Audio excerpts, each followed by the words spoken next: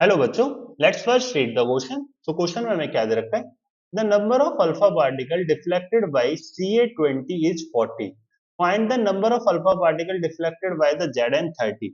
तो क्वेश्चन में आपसे क्या पूछ रहा है भाई? Number of alpha particle deflected by Ca20 तो आपको 40 दे रखा है। अब आपके पास क्या है कि आपने जिंक 30 को यूज करा, तो उससे कितने अल्फा पार्टिकल डिफ्लेक्ट होंगे ये आपसे क्वेश्चन में पूछ रहा है। तो इसमें क्या होगा बच्चों? नंबर ऑफ अल्फा पार्टिकल को हम लोग रिप्रेजेंट करेंगे n से, है ना। और यहाँ पे क्या दे रखा है? 20। तो ये आपका एटॉमिक नंबर दे रखा है जिसको हम लोग रिप्रेजेंट करते हैं जेड से बच्चों।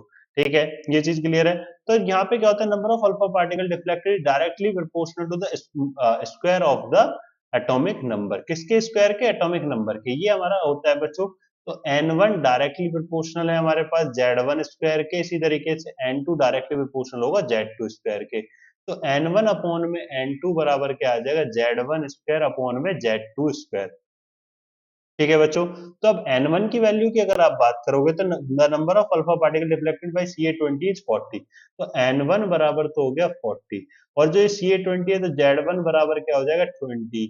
और इसी तरीके से n2 की अगर हम बात करें तो n2 हमें निकालना है, और z2 की अगर हम बात करेंगे तो z2 हमारे पास क्या है? 30।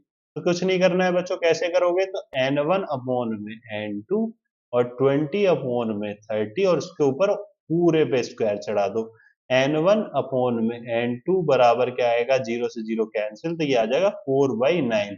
क्या आ जाएगा बच्चों? 4/9। तो n2 बराबर आ गया 9 मल्टीप्लाई में n1 अपॉन में 4।